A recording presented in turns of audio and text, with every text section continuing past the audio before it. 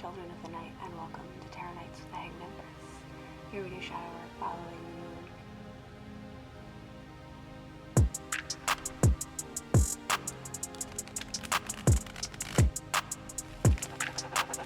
Yo, VI, play the beat.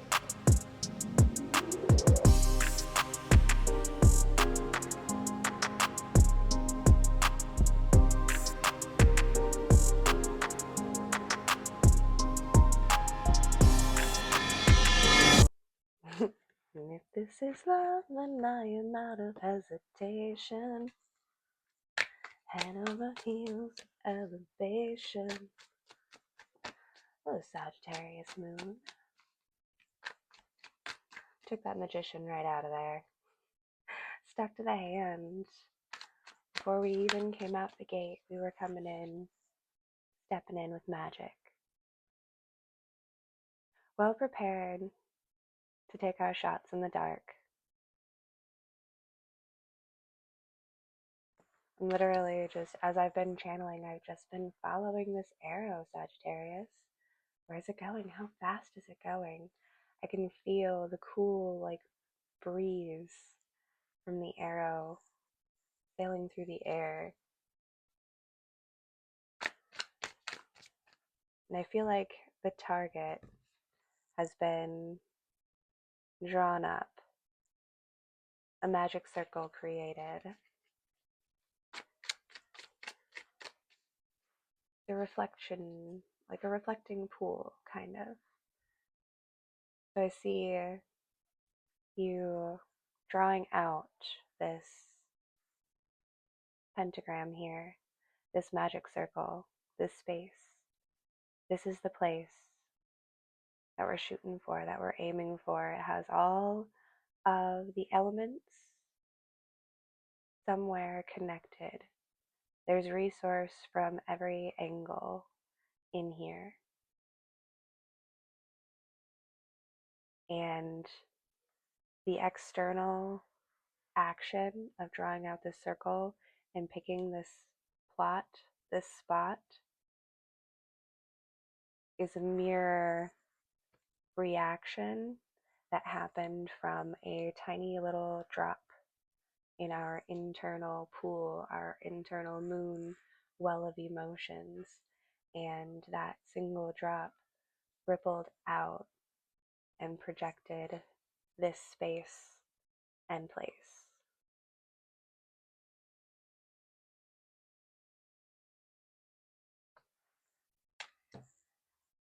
A new place for a new well where we're digging.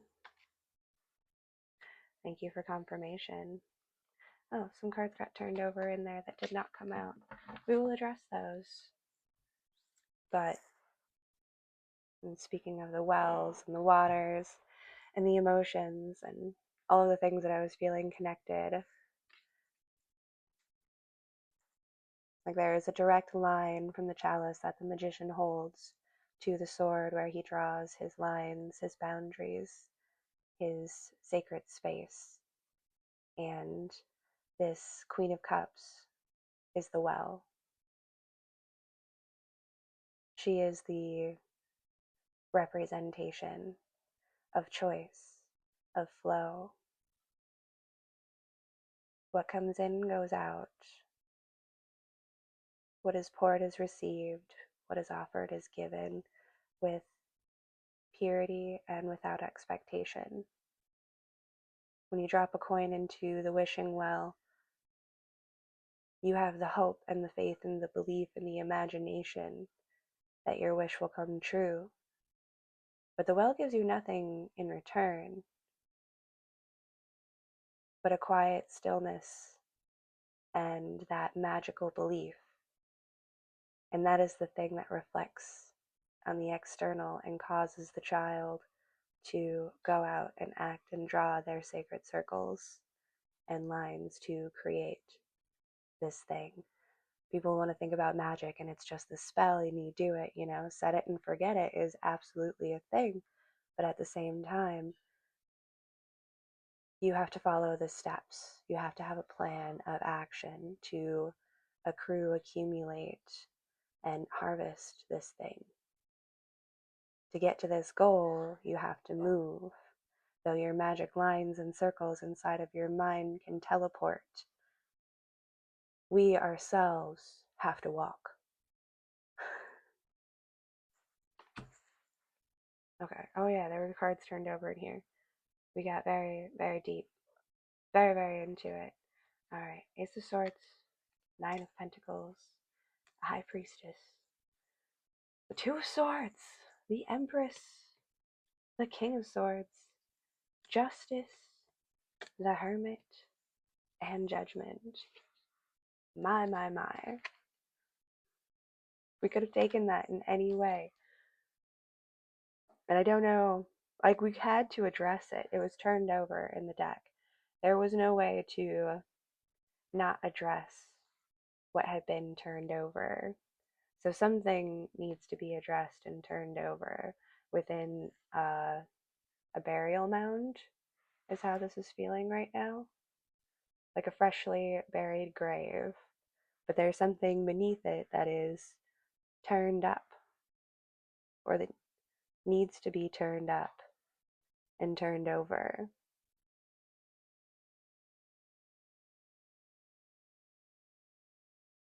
All right.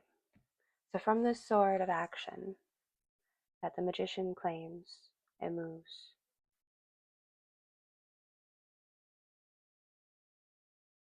we're drawing out and making pictures in the sand that look like our security, abundance. I didn't like that word that came into my mind. It was superiority. But within superiority, I see the Lake Superior, which never gives up her dead. Because of the density of the massively large lake that Superior and other very large lakes are like, anything that sinks there stays. Nothing ever floats back up. The deterioration process is almost null and void because there's no oxygen that far down below. So everything is perfectly preserved and gets waxy on the ground. But divers will go down sometimes, and what they see is um, people that have drowned and died years and years and years and years ago, and they're still wearing their clothes. They still look exactly as they did. They're not bloated or distorted in any way. It's a very creepy, picturesque image that comes out of this superiority complex where a person might think that they need to hold control. I don't know why I was just holding that. I guess I was like enjoying like telling the story from the shadows. That was an experience. But I would be so cautious about what is above and below the waters because there are thoughts and ideas that kind of slip. And when they crack and they sink down into the depths of this ocean, they are perfectly preserved in their rights and regards. It's a very Scorpio 11 vibe going that deep because nothing rots down there. It just stays undisturbed, untouched, unmoved. And it's a very dark, creepy, and tragic kind of thing, you know, to stare at that mortality and that preservation. But that is a real life examination of what these internal processes or lack thereof of processes can do if we hold on to something so tightly and we want to preserve it and keep it perfectly forever. That's what ends up happening. It becomes an underwater graveyard of things that once were but can never really be again, even though they look exactly as they used to. There's no life in them anymore. That went dark, that went creepy, but all of those stories needed to be said and explained because, again, there are elements operating on both sides of the pool at all times. There is always that balance, that justice as we come in. And I guess the high priestess is what took us there. She showed us what was down beneath, and there could be treasures down there. I feel like there is an inquisitive nature, you know, that is coming about, unearthing something that has been buried and preserved.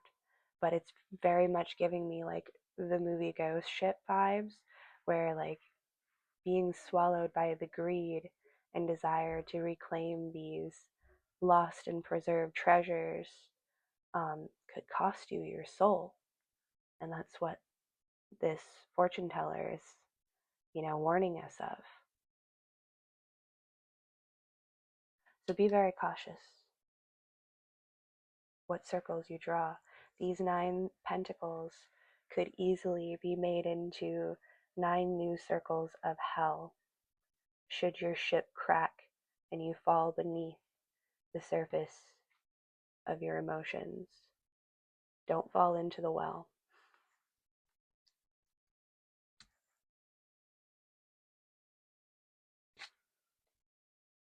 Discernment is needed. Choices that are seemingly small, alignments that are somewhat, sorry, my hair's itching my face terribly. Okay. Back into like the space and place while not being irritated by my like external irritations.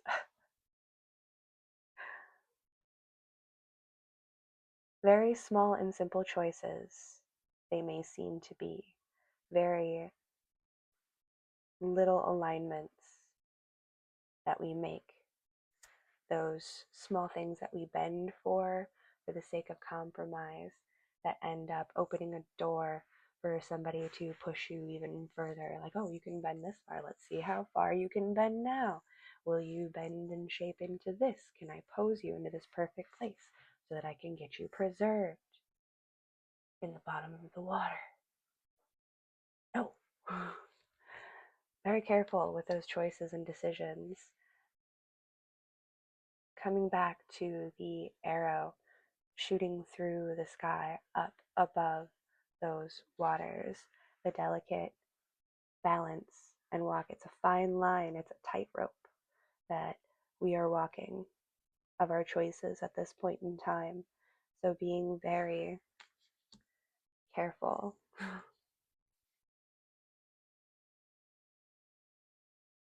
with what we do.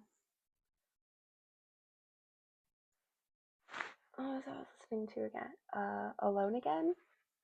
Asking Alexandria, I think, was what it was. I'm reading ahead of the story here a little bit. We should get into the Empress and the King of Swords here.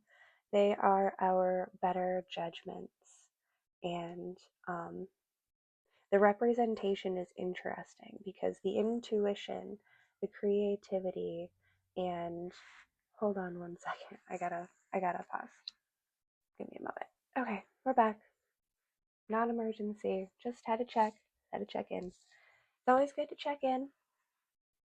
Make sure everything's fine, all good, and we're all good.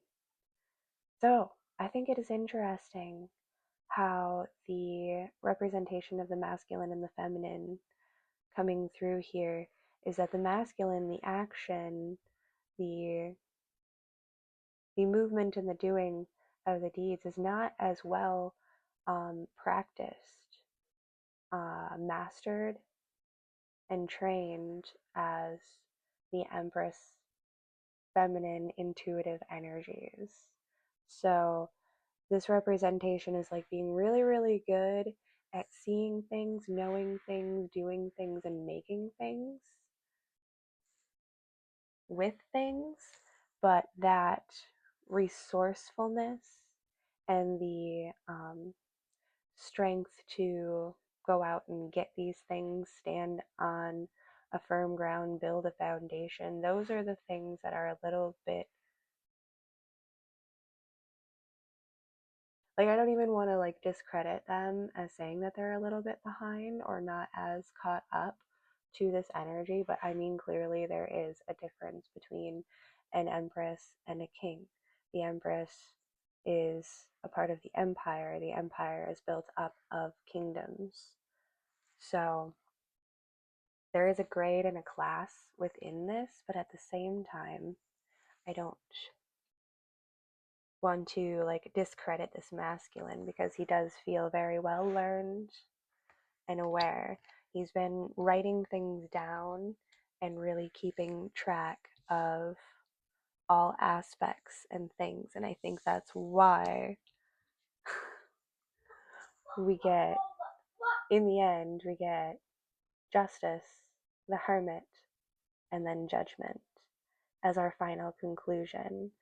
From everything that we have the ability to do, make, and be, we still have growing to do. And the level of accomplishment and maturity is being weighed on our own internal scales of the justice. We are putting down all of these things and allowing them to play out as they should, while ourselves not really participating, kind of being in this hermit energy, really keeping our head down, focused, eyes on your own homework, eyes on your own paper. This test is important. And again, it's a very fine line that we walk. So getting distracted or going too far into the exploration of external satisfactions at this time just isn't going to end up being the best judgment call for us to make. I feel like the final judgment is I think that it's time for me to be alone again. Just a little bit longer. It's that retreat into self to weigh and measure our own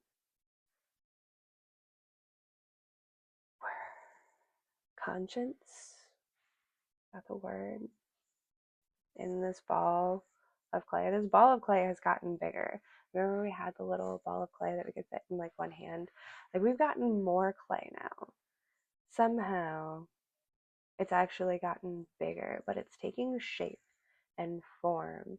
Again, drawing and carving out what is truly right for us. It's very important to go out, experience, take notes, but also return to self and weigh and measure those things against your own internal judicial system. Everything has to be run to yourself. Ugh, I wanted to go on this tirade and I just like couldn't pull out all of the words for it, but maybe I can now. Like I just wanted to like really bitch and moan and complain about how and why there are so many different religions, cults, clubs, cliques out there, and why there are so many or so few lone wolves and independent people out there throughout the generations, and why this just keeps happening. It's because everybody has their own particular spin and twist, but gosh darn it, nobody can stand on a single ideal. There are so many ideals out there, and they're all so similar, but they all got their own little twist and bend and turn, and that's why they all don't agree, because they're not allowed to agree within their systems, even though they're all saying the same thing. And then you end up with the hermit type characters who just say their own thing, do their own thing, speak their own mind. And yet somehow through all of the noise of all of the fighting of all of these different religions, cults, cliques, and clubs, the solitary voices of the independent thinkers withstand the generations alongside and in time, always speaking the true truth beyond alignment or assignment. And those things stand because they've made something to stand on. If people could just take one, if all you people could just take one value, virtue, or code and apply it to everything. I mean everything. Everyone, everything and everyone, even the people that you don't like that much. You still have to apply that code and that value to them too. You have to apply it to yourself. You have to apply it to everyone equally and evenly. Do it. Just one thing though. Don't overwhelm yourself with a whole codex of rules if you can't actually stand on them. If you've got to bend, borrow, beg, and steal your way through these systems, then they weren't built for you. So pick just one thing.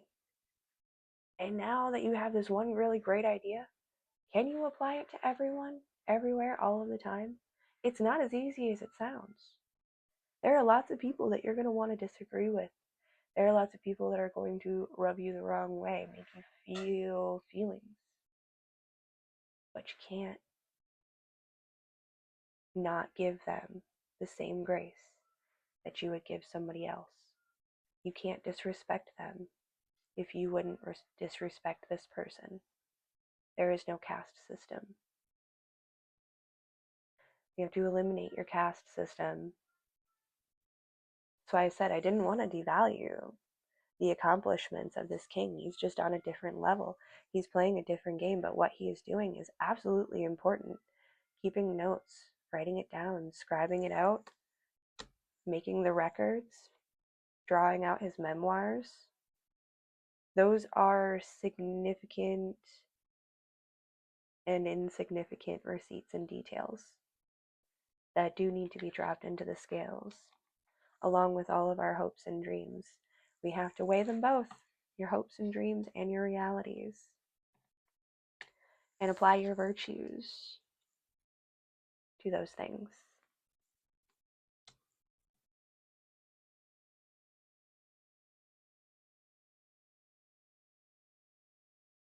I think we're okay with the steampunks. Let's do Queen of the Moon. That sound good?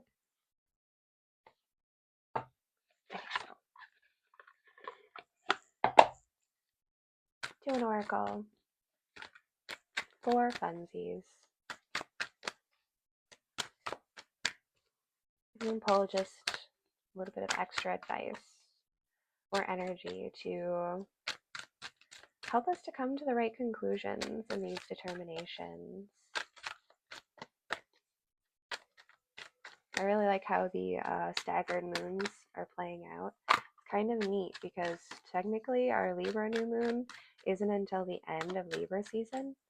So it's like we have to run through all of the energy first before really attaching to it. If I read this backwards, it's 153. It's change within the void.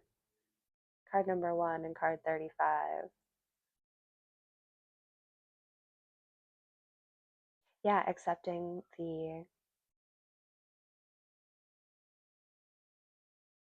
emptiness and the complete hopefulness. The drastic difference between these two cards. What we are making could have great impact on how we see and perceive our next cycle phase and illumination. So it's good to take that time in the void and quiet ourselves down, realign,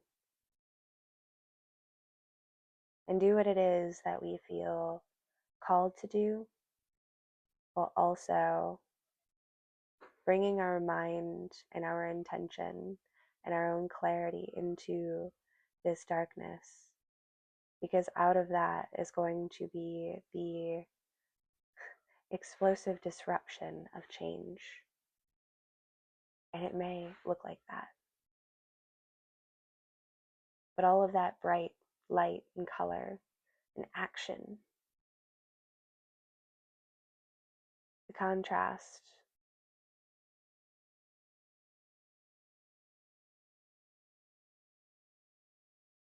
it's also dramatic. I really just kind of want to.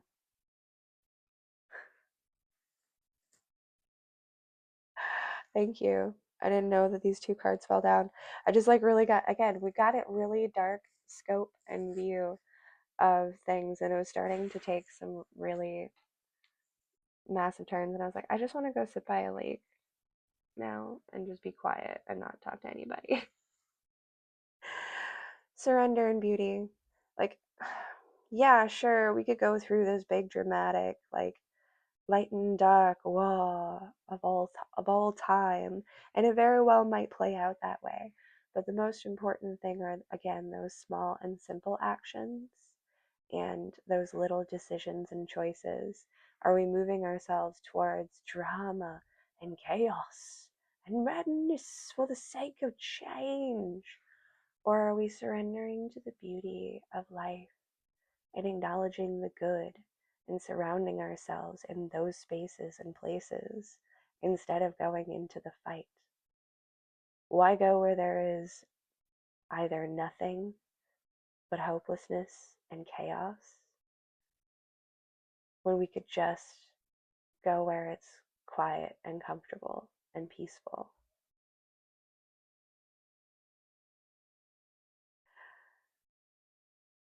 We have a choice. This arrow is splitting time and space. And our target could go into either dimension through a quick change of the wind. So it's important to stay steady and intentional through all of our day-to-day choices. Be cautious, be kind, be forgiving, and embrace and surrender to the beauty of the life around us.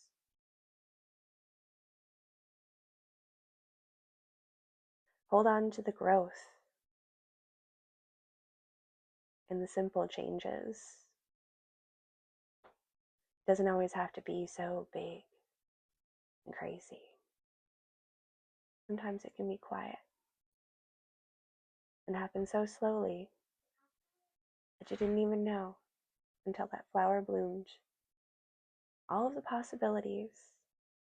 And all we had to do was just wait for that moon to crack open a little bit, let a little bit of light in, and then we could see things so much more clearly.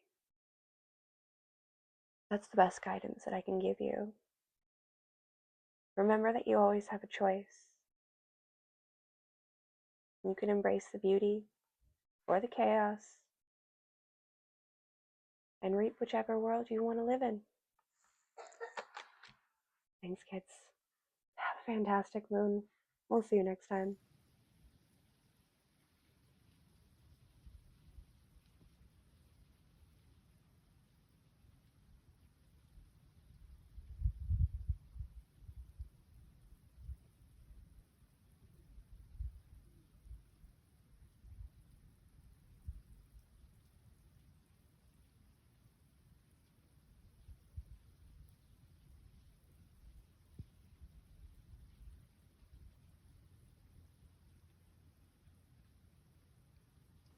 You know I deliberate on cutting up with demons. I still need a dark side, they just need a reason.